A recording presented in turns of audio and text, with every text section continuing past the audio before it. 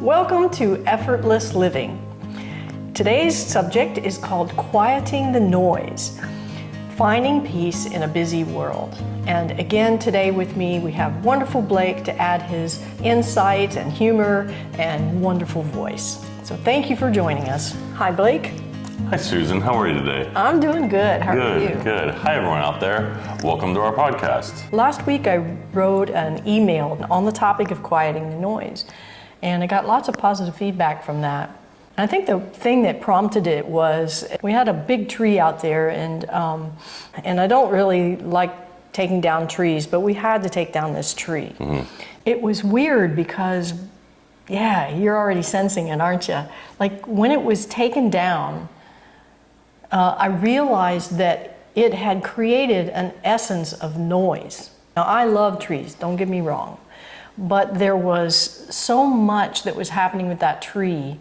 It was dropping stuff, and there were bugs, and it was infringing on the foundation of the house, and so that was noise in my mind, concern and worry. Branches were over the house, and it was bringing lots of spiders and bugs, and it was very much too close to the house.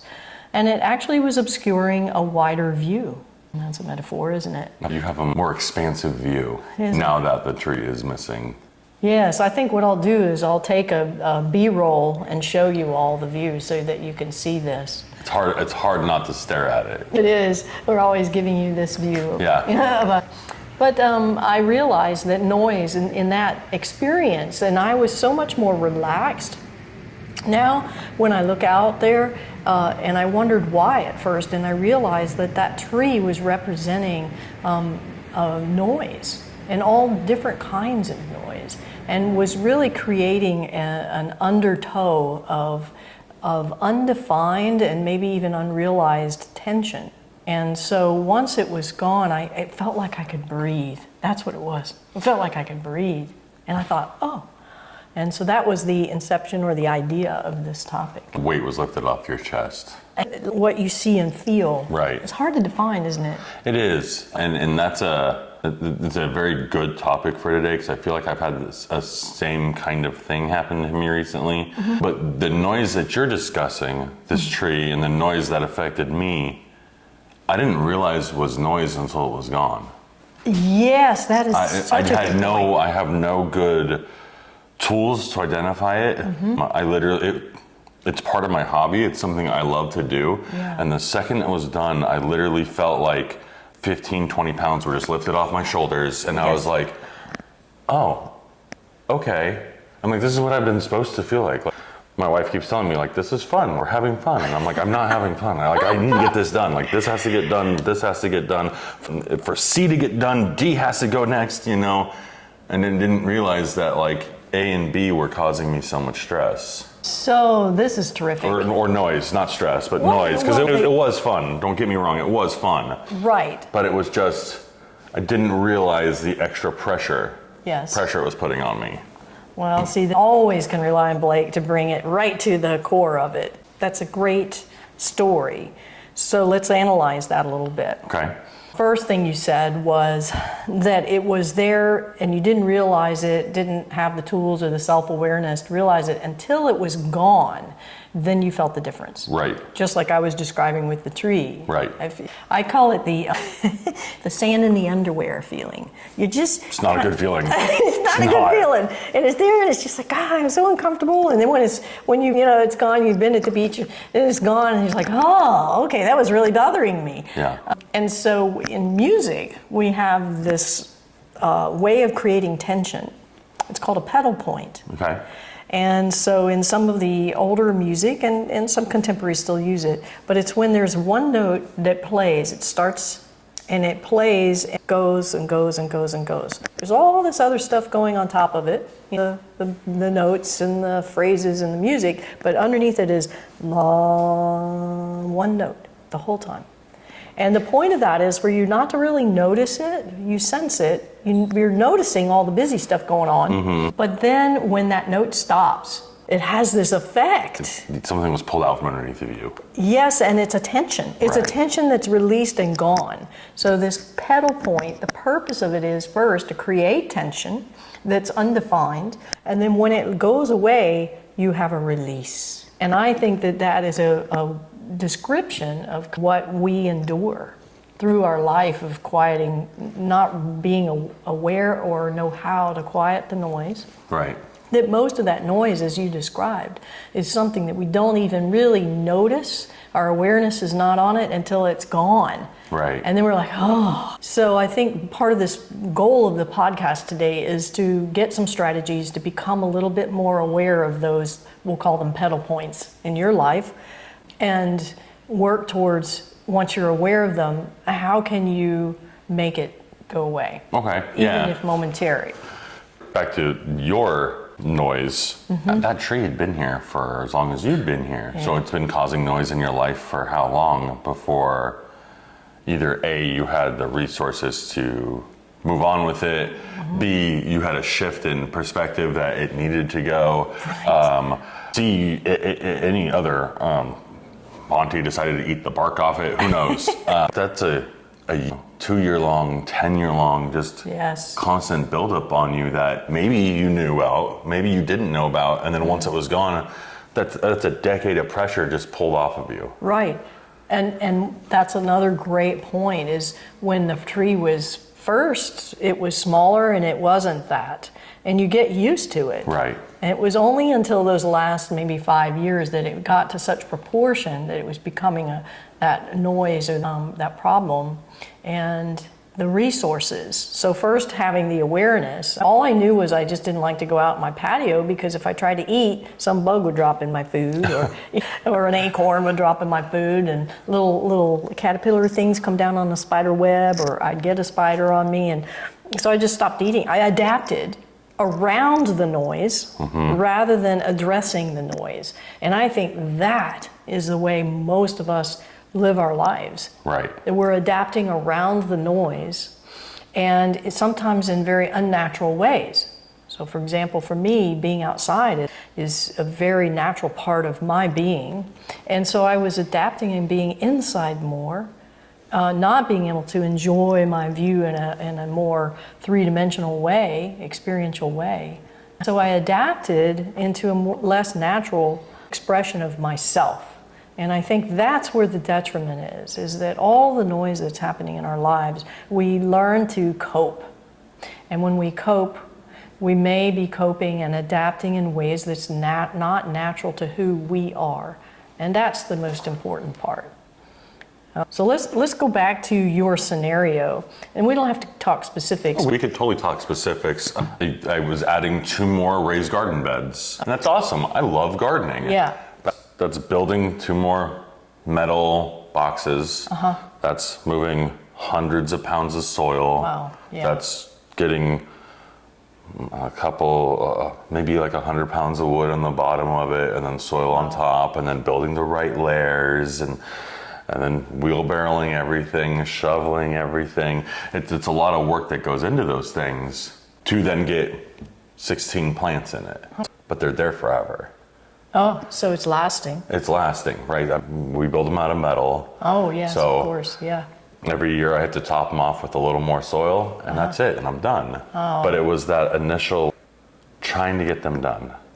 You know, I built one, I placed one, I started building the second one. Just like, man, it's just so much. And then the 4 or 5 trips to Lowe's to get enough compost. And then I had to go to a specialty place to get the right kind of topsoil for it. And then I ran out of straw.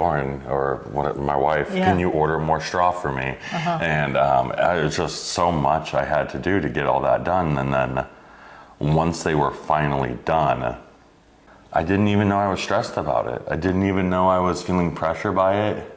So it was the completion that was sort of the lifting of the pedal point going on with that gave you the awareness that, wow, I've been kind of stressed about this. Yeah, correct? They were causing a lot of noise for me. Okay, so looking at that, it takes us to the next question. Okay. I want us to be able to recognize when we have the noise, not when the noise is gone, we go, oh yeah, like That's part of the learning process. So you learned a lot in that. Absolutely. You learned but let's identify what is noise and in general, okay? And then what was noise, truly getting to the root of what was the noise in this situation that you had. Okay. And then the strategies to be able to change it. So that we can create or carve out little pockets of quieting the noise. I'm not expecting that we can live in total quietness, although it can be achieved, even when in a noisy environment. But we have to start out small. We've got to start out in little pockets here and there. So first of all, let's talk about both in your project and in general. Let's talk about what is noise. I think noise is it's outside influences, events, or things you put on yourself. Things that maybe don't have to do with your day-to-day. Maybe don't have to do with your routine that you're adding into either your routine or it's an extra thing on top of your routine for that given time frame. On pressure, maybe? Yeah. It's interesting you said external, but in the description of it, it sounds almost internal. Right. Could be both, right? Absolutely could be both. Let's do this. Let's journey for external. Let's just, I want all of you to try this with us. First of all, I want you to just sit in your environment, or if you're standing, or if you're trying to listen and typing and doing something else, well, that's noise upon noise. So just stop for 30 seconds. Okay, this is going to be silent airtime, so I'm letting you know ahead of time. We're going to stop for 30 seconds, and I want you to just notice the noise. All right, you ready? Go.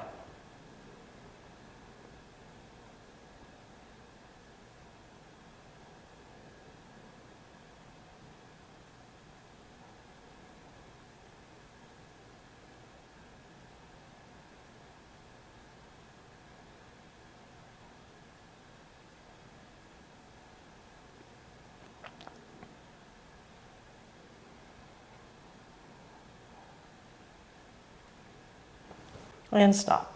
All right, well, first thing is, did you notice how long 30 seconds seemed? Yeah, it's extremely long. I mean, that was like eternity. Yeah, that was painful. It was painful. And I think that because of everything that the whole world is speeding up, you know, and instant access to everything, and social media, and the just inundation with information and movement and traffic, and just everything's fast and speedy. The 30 seconds of silence is an eternity. Yeah, and I don't even think it's definitely social media. It's definitely just the general speeding up. But I mean, even when I'm at my happiest and doing the thing that makes me happy, I have a headphone in listening to a podcast, music, something. For the most part, there's never like that quieting of the mind until head hits pillow. Right. And even then I've got a dog snoring in my ear. Well, that's okay. That's good noise. I personally experienced when I started, ironically, paradoxically, when I started listening and observing the noise, it felt quiet. The 30 seconds felt really quiet, didn't it? And it had a quality of stillness to it. And so it's almost like that paradox of stopping for 30 seconds and noticing the noise. You're actually unplugging from it. And so this is one of the strategies, actually, is by just stopping and actually observing the very thing that you're trying to limit.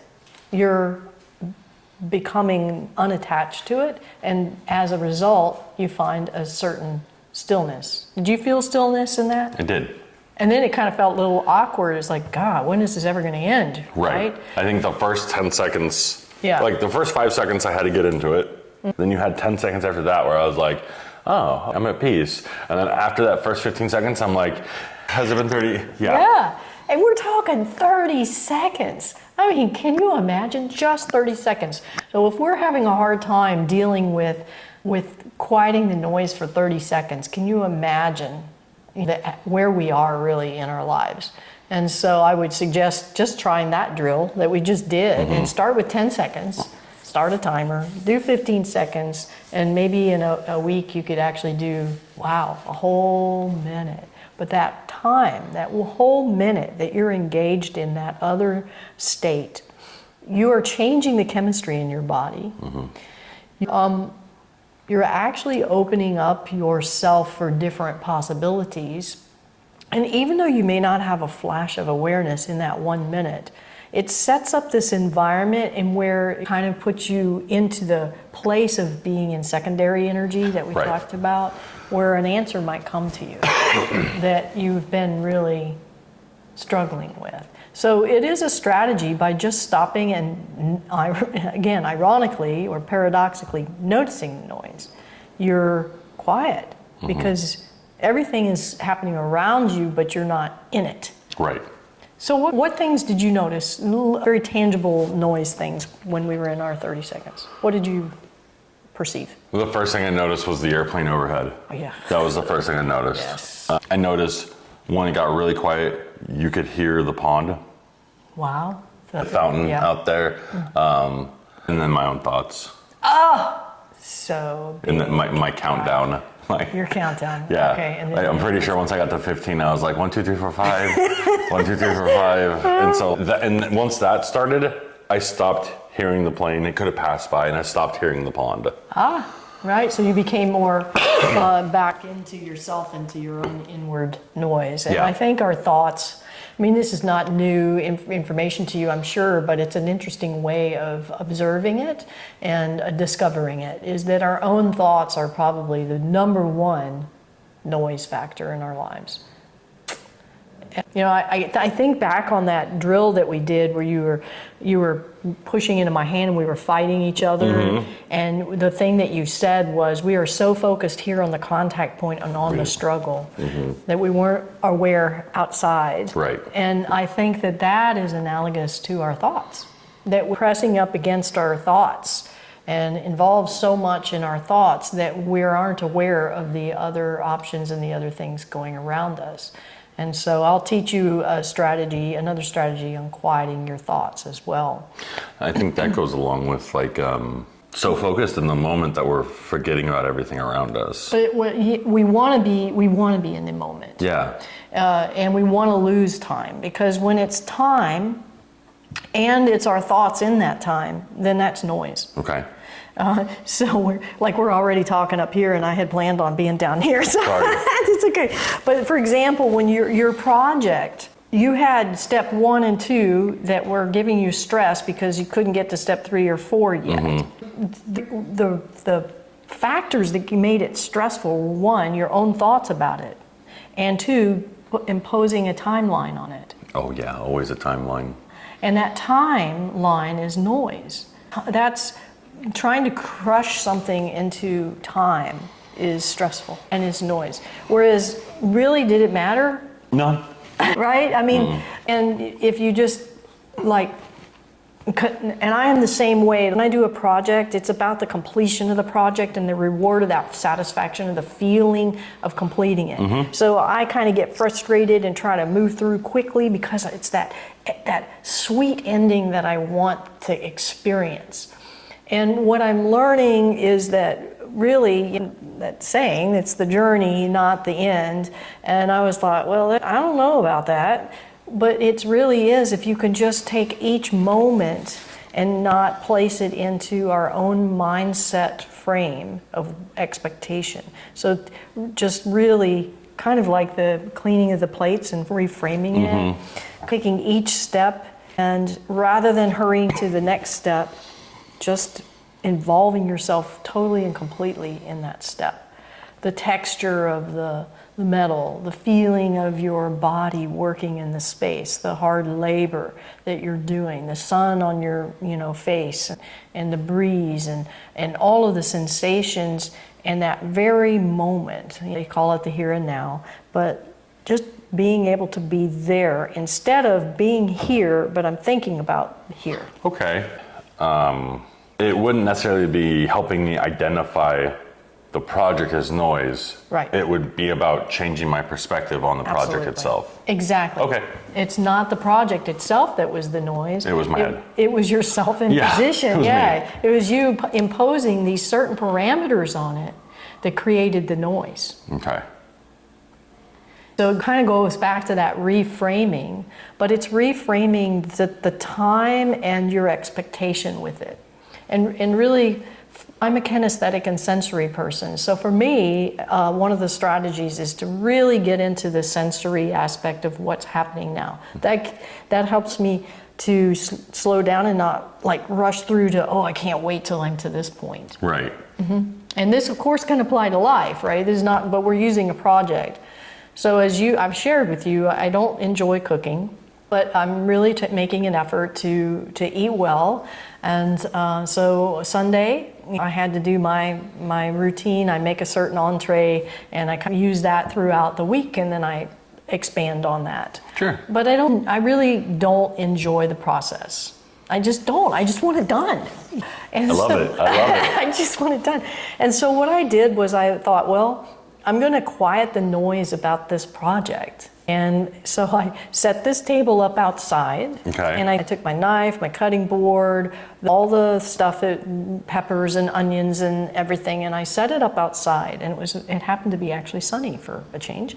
And I just said, I'm going to enjoy the sensory of all of this. Okay. So the sunlight was lighting up, the vegetables looked so bright and colorful, and I could smell them, the texture of them, and it just took my time slicing and dicing, which is the part I don't like doing, and slicing and dicing and putting it together. And rather than I want to be finished with this and I just want it to be done, I just went ahead and engaged in it fully.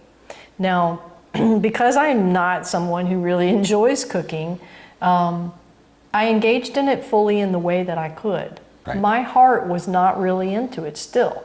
Maybe the next time a little part of my heart will be into it. And I could reframe it and say, well, this is a loving gesture for myself. And that opens up my heart to it a little bit.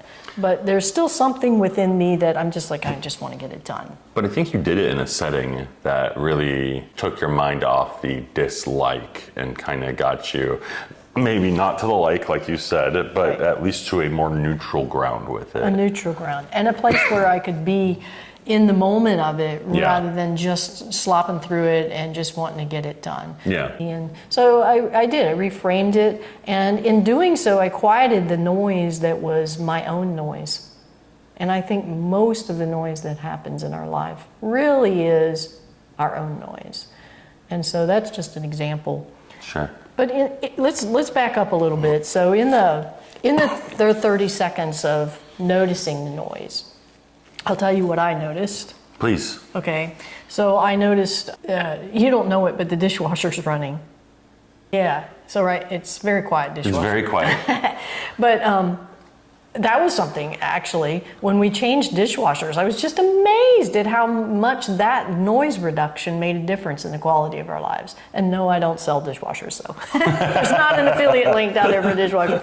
But that made a big change. So just noise as we know it, just even the tangible noise is something to consider. So the sounds in your environment. I noticed the door closing when my husband left. Yep, heard that. Yeah. And then there were other noises that I noticed.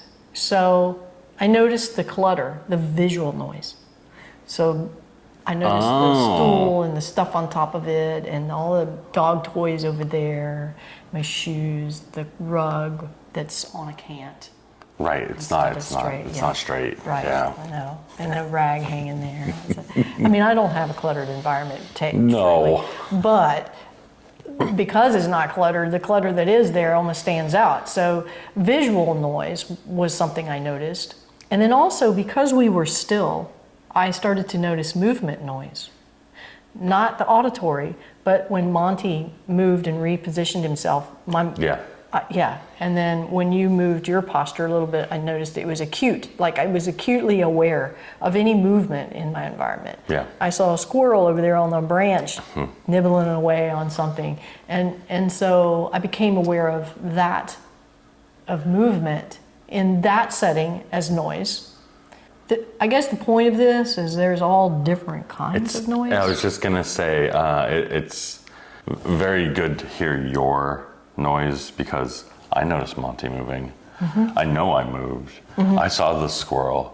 I am also observing the house, but none of that registered as noise to me because I'm so focused on the auditory, which is so funny because nothing we talked about today has been auditory noise, but for some reason my brain just went straight to auditory. Yeah, that's all, because that's the connotation that we, noise, people think it's noise, but there's all kinds of different noise. Right, that was centering, thank you. That was centering? Yeah, that was it. It was good to hear the way you described it. It made me feel a lot better. Oh, well, good. And then what is interesting is I think that the awareness that we had in those 30 seconds, though, was quietness. It was quieting the noise in a way because we weren't part of it. Our own thoughts evened out and quieted. There's a lot of teachings out there to notice your thoughts and become a second observer of that. I find that very challenging and almost backfires because what you focus on grows. And so if I start focusing on my thoughts and trying to observe my thoughts, then I found that my thoughts were actually becoming more. And it was almost it was, for me personally, counterproductive. But going into 30 seconds of quiet and just noticing the external. Right. See, we didn't focus on the internal, we focused on the external noise. And by becoming the observer there, then our thoughts shut down for maybe 10 seconds, which is a win. That's a huge win. Yeah. Until we're uncomfortable. Our mind's really uncomfortable Not being used in to that it. place. Like sometimes when I'm doing my standing meditation, I pretend that I am the center of the universe. Okay. All right. And I'm in complete stillness and everything else is moving and happening around me. And you felt that. Yeah. You felt that just then, didn't you? Yeah, that was weird. Yeah. Yeah. And then you're in a place of peace at that point. And so it's another way of observing and seeing. And do you remember that time where I had you use your peripheral vision?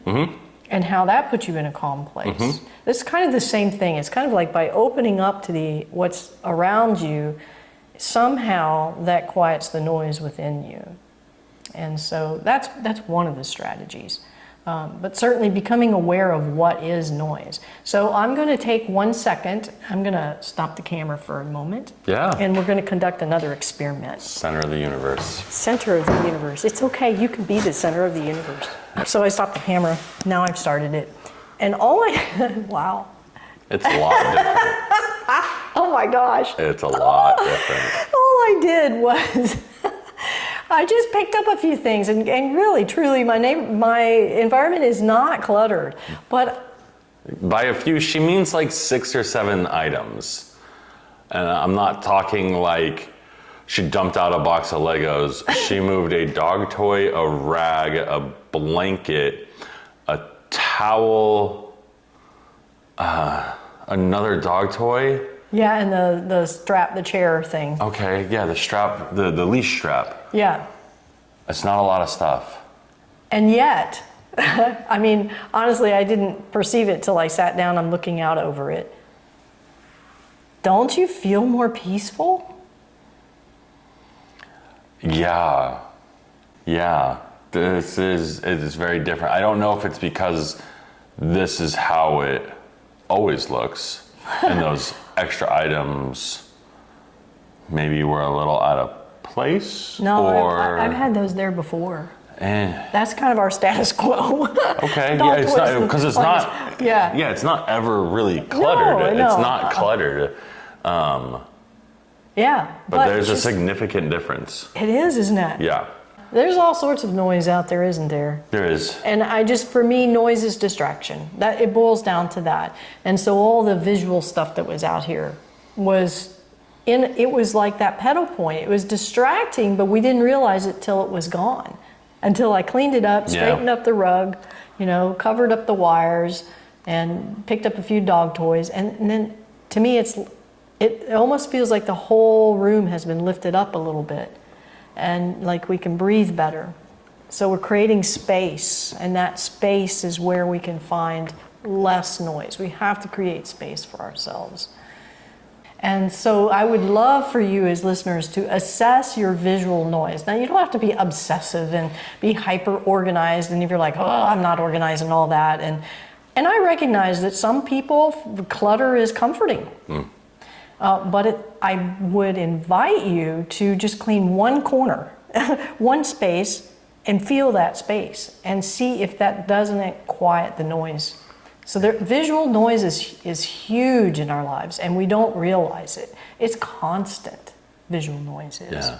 Constant. Visual noise when we're on our digital devices. Absolutely. That's visual noise. And assess what percentage of that is truly enhancing your life. Oh. Less than 1%. Yeah. I mean, and so when you look at social media now, I try to ask myself, is this 7 minutes going to do something to enhance my life? Like if I'm looking at a 7-minute YouTube channel. Gotcha. Okay, video, or is this this short going to provide something other than just? I mean, we can have periods of entertainment. That's okay, but entertainment is a distraction. And so just balancing it. I think that's the thing, is balancing it. And I just answered, to me, what is noise? Noise is distraction. Yeah. Okay. From what really matters. Which is funny, because my brain is hardwired the wrong way, because you said noise is distraction from what really matters, and as soon as you said that, my brain went like, yeah, the end goal is the only thing that matters.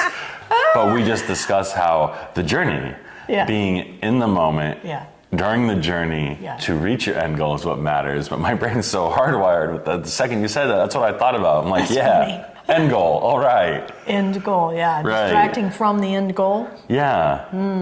Yeah. But it's all about the journey. It should be, because the end goal is fleeting. Right.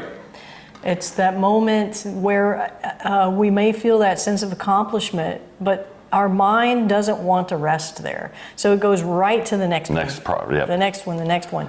And it wants to keep us busy because that's what we identify with, that we think is about ourselves and who we are. And again, I always say, I'm not immune to these things. I'm very passionate about Tai Chi and about teaching, and I never stop searching and seeking for more knowledge, for more skill, for more things that I can pass on to my students. But I just wonder what would happen if I stopped seeking, if I just wouldn't be discovering instead. Yeah. And I think when we discover, it's a much more organic and true to ourselves. And we can't discover if we're so distracted.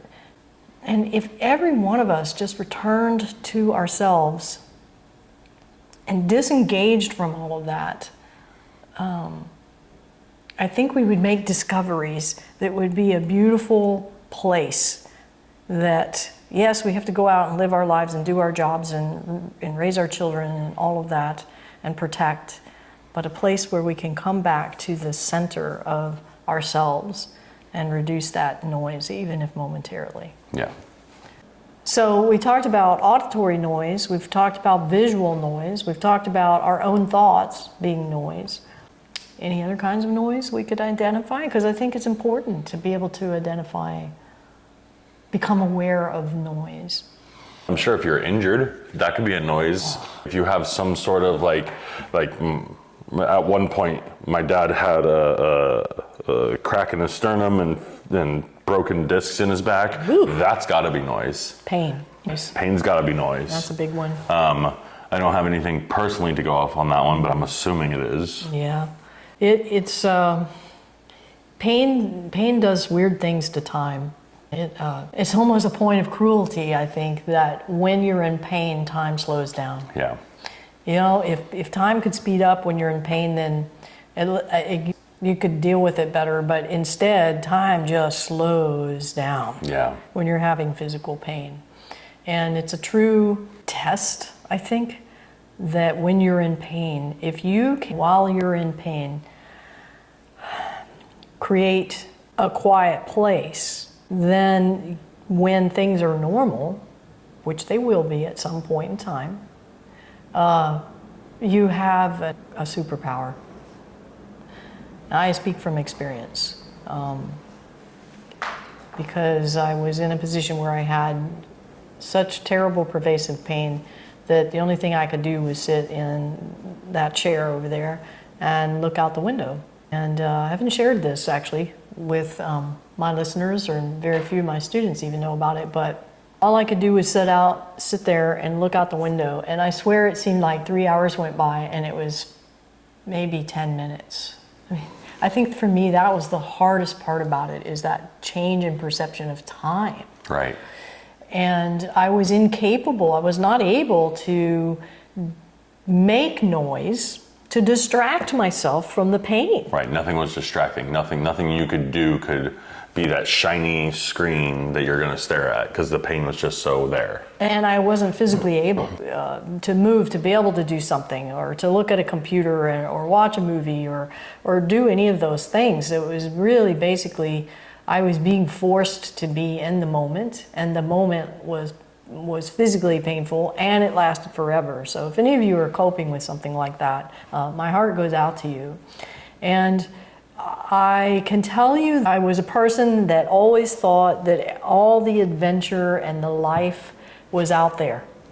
I don't mean just out there at my pond, but it was out there. In my pond. Like I had to go mountain bike. I had to windsurf. I'm a private pilot. I had to fly airplanes. I had to travel overseas. So it was always that, like the completion of the task. There's a parallel there, right? Mm-hmm. To feel like I had to acquire, or I had to do these things out there, and a little more out there than maybe the average person too. But to feel some sort of sense of myself, or of completeness, or that I was, I don't want to use the word worthy, because I've always felt worthy, but just to feel satisfied with my life, that like sense of accomplishment and identification. Okay.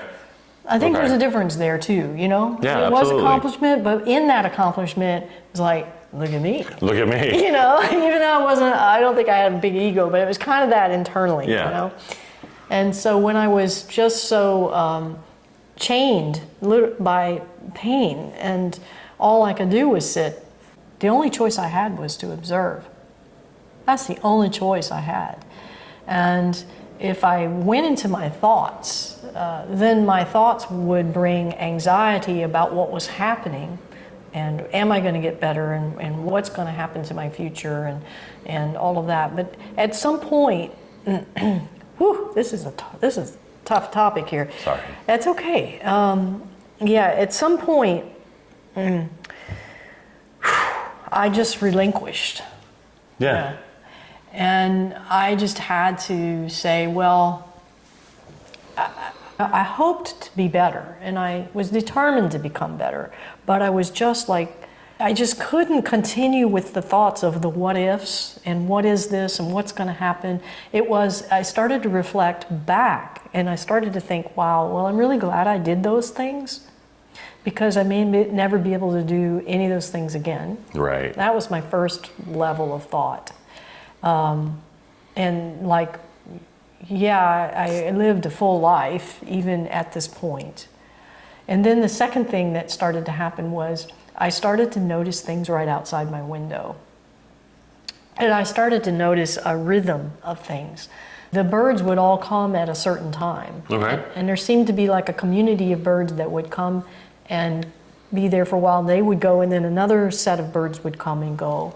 I saw butterflies, I saw bugs and flies, and all these things that to me I was only remotely aware of them, or I was aware but they weren't really a part of my feeding me. In other words, the feeding me was all that extreme stuff. Yeah. And when my world narrowed and all I could do was sit and look out that window, I started feeling glimmers of realization and hope and joy in what the rhythm that was going outside my window in a much smaller world. And I realized that I didn't have to go out there to feel like I was a part of life. That it was just there, you know. Right. There was all sorts of adventures happening right outside my window. And why should I call those adventures anything less than my big adventures that I had? And I really had to redefine it into that because I had no choice. So I guess it was a real learning point for me. And time didn't necessarily go faster, but at least I could cope with it a little bit more. And the noise of my mind and the anxiety levels and all of that were happening because it was a frightening thing that was happening. I guess in looking back, and I don't want to exaggerate it, but I think I just started to find perspective. Okay. That I'd never had before. First, that I had no control over what was happening to me. Which is a very scary realization.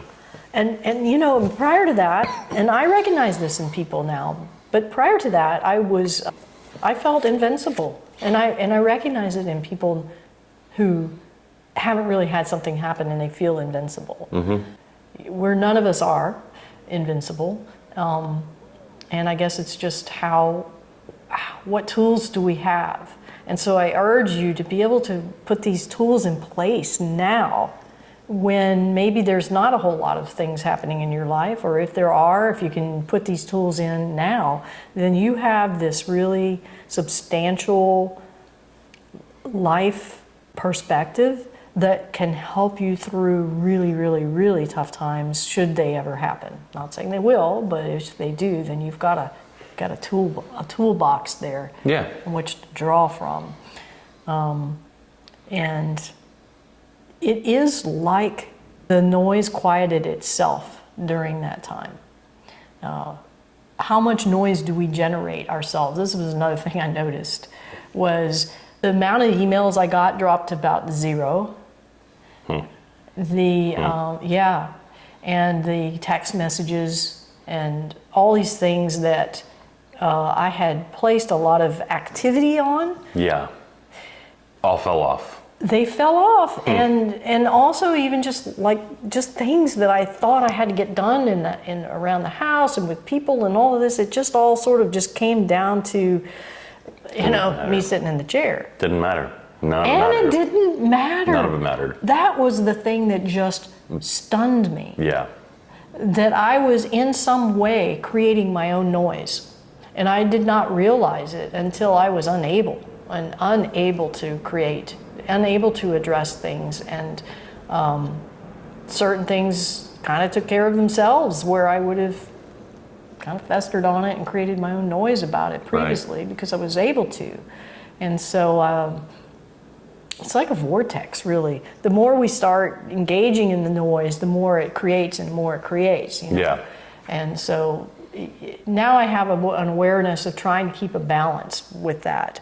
But it's so easy. It's just like the Facebook analogy that we had. The more you engage in Facebook, the more notifications you get, and then pretty soon you're just really in that. But if you just back off for a couple weeks, isn't it interesting? It just goes boom and shrinks back down. Mm-hmm.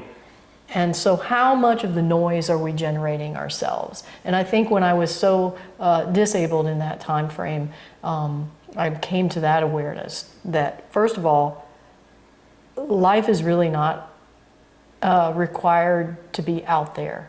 I didn't have to do all those things to find some meaning and joy, or some identity, even engagement, in life, experience life. I could be sitting in the chair and experiencing life in a way that was microscopic in a way, but yet there was so much happening. If I was chair-ridden in pain, Yeah. I don't think the simple stuff could have nourished me like it nourished you at a certain point. I see. Do you see what I'm trying to say? Yeah. It's not that I don't notice it and I don't appreciate it. Right. It's just, I think something happened. You could be right. Like, Something happened. you know, Yeah. You could be right. I'd like to think that by discussing it, that Absolutely. we're, allowing that opportunity for other people to have that moment. or Don't have disagree. that perspective. Yeah. I think the first step is to learn to quiet the noise, even in just short moments in your life. And then in that place, you really start to discover your true self and those things that really make you hum. It's like walking into a hoarder's house and trying to find that one thing that really makes you happy. Yeah. Good luck. Yeah. Right? So, I mean, the hoarder's house is all that stuff. And how many of us are living in that metaphorical hoarder's house, whether we want to or whether we even feel like we're choosing to. It's all this noise that we're either just mindlessly engaging in, pick up the phone, start looking at emails and social media or whatever. That's a distraction. That's all that stuff that we're cramming into our life that is really distracting us away from that one thing, or it could be more than one thing. It really brings you that peace or that light or that joy or even just a moment of reprieve. Yeah. So, yeah, it's like the difference, I think, between the soul and the spirit and being aware of that versus our thoughts. I don't know what you're talking about. Well, our thoughts tend to drive us most of the time. Our own thoughts are really about what's going to happen next, what's not happening, what we are worried about, which is still one of those categories, what's going to happen, what might happen, Right. what did happen. Yeah, worry is on past, present, future, right? It's on something that's going to happen, has happened, or didn't. Right, Yeah. right. But it's not the present moment, right? It's not right Not now. typically. Yeah, not typically. And so our thoughts kind of counteract the portal to our spirit. Okay. So when we sat and we listened for 30 seconds and we had that moment of just this sort of floating and no intrusion of the thoughts, that's when our spirit can speak. That's when I could start to notice the rhythm of nature outside my window. And so the quieting the thoughts, it's really important.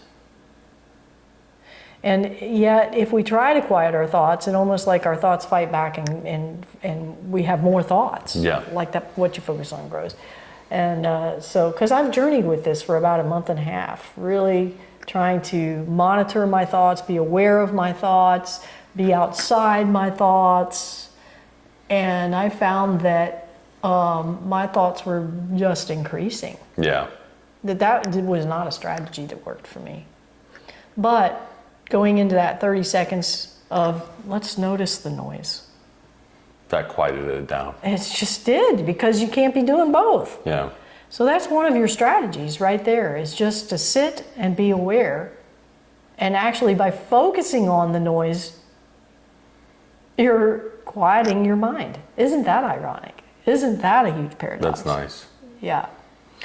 And then the other strategy is you have this gland in the middle of your brain called the pineal gland.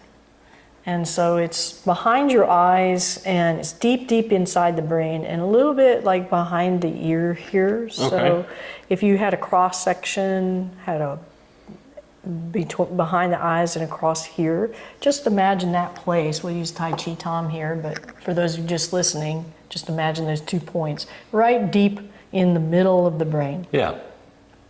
And that's sort of where your pineal gland is. And there's a lot of meditation practices that place your awareness there at the pineal gland, and a lot of neurobiological research on it. So it's a powerful point.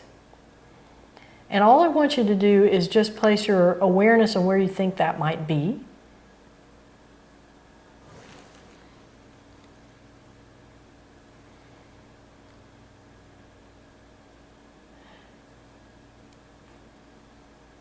And then you can almost act as if you're, instead of looking out of your eyes, you're perceiving the world out through the pineal gland, through that point.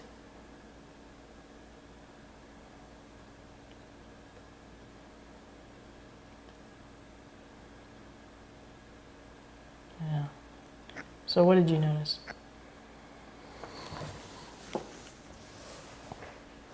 Well, I think I know where the pineal gland is. It's behind the ears, straight across, in between the eyes, straight back. Yeah. Focusing on it calmed me. Calmed you, exactly. Trying to change my point of view from to that point was Harder? yeah. A little harder. So maybe that's a little bit more advanced skill. So just instead of looking out, you're looking My out. eyes like defocused and stuff, and I don't know Yeah. if that was the point of it, but my eyes defocused when I did that, and I didn't know if that was the point, so I just refocused my eyes, and it brought me out of it, and then I had to put myself back into it, and my eyes defocused again, and so I refocused my eyes because I didn't know if that was supposed to happen. I think when you're looking out from the pineal gland, you have even a wider view than the peripheral. Gotcha. And so yes, you're not focused, you're aware. Okay. And the calmness is what's so important. And this is a strategy that you can use, and it's so portable and it's so covert. Nobody knows you're really doing it. And so it's like this little toolbox, you can pull that out anytime you need to have a moment where you need a little more calmness or perspective, or there's just too much noise going on and you need to unplug, but you can't unplug because you're at work, or your spouse is talking at you, and it could be some sort of thing going on. But if you just go there before you react, your response will be different. Yeah. It will come from a quieter place. Not the 10-ton gorilla locked behind a cage in my head. It'll come from a quieter place than that. Perfect. Exactly. Perfect. Exactly. So I want to experiment with something, and I'm going to have you push me. So you just take your fist and same little drill. Let's use that other arm there. Yeah. And so just push into my hand here. Yeah. And so I want you to use your eyes and really focus there and push. Okay. Okay. So he could definitely push me over, and just do it again. Just feel how hard you're working. Yeah. Okay. Now this time instead, I want you to just place your mind in that pineal gland. Okay. And do the same thing.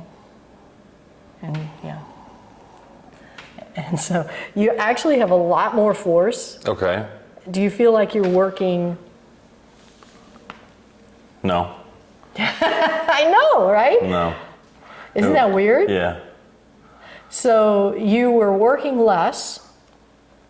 The force was less tangible to me, like I wasn't quite sure how to handle it. Okay. And yet there was more power behind it because you weren't aware. Well, you might have been aware, but my whole body was tilted back. And I was resisting just as hard between those two samples. So sample A, again, is the noise. Let's do this again. So this is sample A. So the noise is, your mind is right here. Right there. Yeah, and by golly, I'm going to push her over, and I don't want to hurt her, or whatever you're thinking. Okay, all right. But then when you go into that point of your pineal gland and just place your awareness there, and yeah, look at that. I mean, it's just 10 times the power, and less work on your part. It's really interesting, isn't it? So It was less noise on that second one. Yeah. First one, the noise is I'm going to push her over, or I hope I don't hurt Whatever's her. in my mind, right, All yeah. the things that are going on. The second one, what do you have going on in your Nothing. mind? Focusing on Exactly. Yeah. Yeah, the pineal gland. And so just having a strategy to, like, in the, I don't know, radios probably don't have dials anymore, but it's like taking the dial and just going vroom and turning that dial down. Right. You're not necessarily turning it off, but you're turning it down. From 23 to 1. Exactly. Yep. And so just going to your pineal gland, place your focus there, your awareness there. And then when you exerted yourself, or you needed to move through whatever the conflict or the whatever it was is there, you approach it differently but more effectively. Okay. And it was less effortful, wasn't it? It was less effortful, yeah. I mean, and what's interesting is the person that's doing it, so if you ever want to try to do this with your partner or with somebody, the person that's doing it won't believe you. Like, Blake knows me well, but you might think, because you can't perceive the change. Right. You might think that I wasn't pushing as hard the second time. Right. Because it's so much easier. Like when I do this with a partner, they're like, "Oh, come on, you gave in, but it's not. It's so imperceptible from the person delivering it. Yeah, it's very strange, and it's almost like, how long are you? Because it takes a second, at least for me, to put myself there, and then I feel like it takes longer for me to put myself. Okay, focus on the pineal gland. Okay, pineal gland focused. Okay, put pressure on hand. Okay, putting pressure on hand. You know what I mean? All of his thoughts. Like that's what's going through my head when I'm doing that. Because that's your mind getting in the way again. Okay. All right. So just the difference between thought and sensation. Okay. So can you feel that? I'm putting my finger on the back of his hand. Do you feel that? Okay. But you're feeling it, aren't you? Mm-hmm. You don't have any thought about it. Mm-mm. You just feel it. Just feel it. That's all I want you to do with the pineal gland. Just go there and pretend you can feel your pineal gland. So that when you go into sensation, that's another thing that can shut down thoughts, the random rambling thoughts, is the feeling. Just take moments in your day and go to your pineal gland and go to the sensation of it. If you can't, you don't know where it is and you can't actually feel it, that's okay, but just pretend.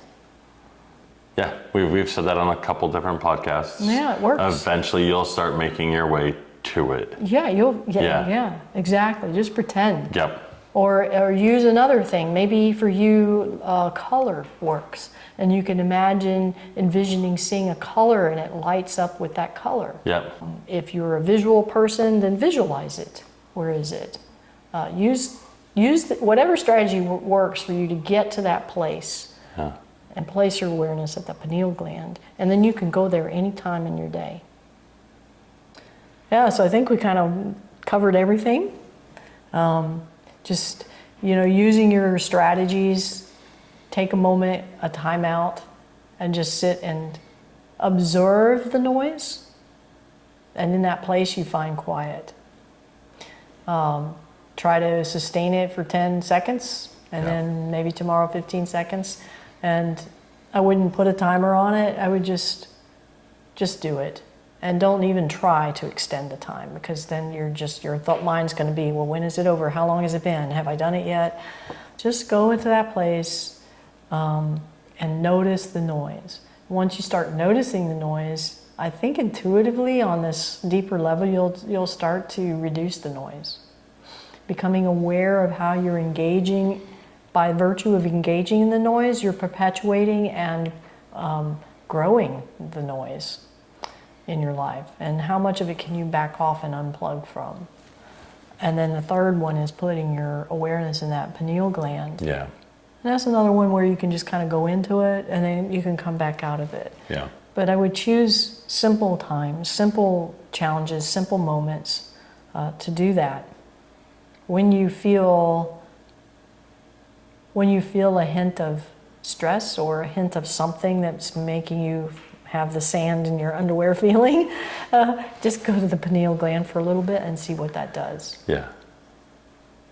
Yeah, I like the taking time. Don't measure your time. Yeah. Just take the time. I think the second that you can identify any kind of noise, it'll help you shift your perspective on it. Absolutely, just so being aware of it. Yeah, because I think if I was aware of the amount of noise that project was causing me, I think I could have totally avoided, not necessarily the stress, but just the after feeling of like, wow, that almost left a bad taste in my mouth. Like once I was done and I was like, why was that frustrating me so much? Right. You know? And let's review that. Why was it frustrating you? In retrospect now, remember we talked about, because I think that's a good thing to review. That's because that's something else we do. Because I was putting a time frame on it, like Because you of it. said. Yeah, like you said, I was putting a time frame on it. Isn't it funny how we take something that could be so enriching for us and we skew it It make it such a tough situation. and make it noisy? Yep. Yeah, so I don't know. I think that was a perfect story and a great representation on how many of us approach life and projects and just trying to reduce and quiet that noise a little bit. Yeah. So I hope you found this helpful and would love to hear back from you. Give me some comments and I promise those won't be noise. That's welcomed. So do give us some comments and we'd love to hear from you. And if you would like, hit that subscribe button, yeah? And hit the like button. And the like it's a button. thumbs up button. Right. Well, thanks for joining us. Thanks everyone. Have a great day. Have a great day. A quiet day. Quiet day.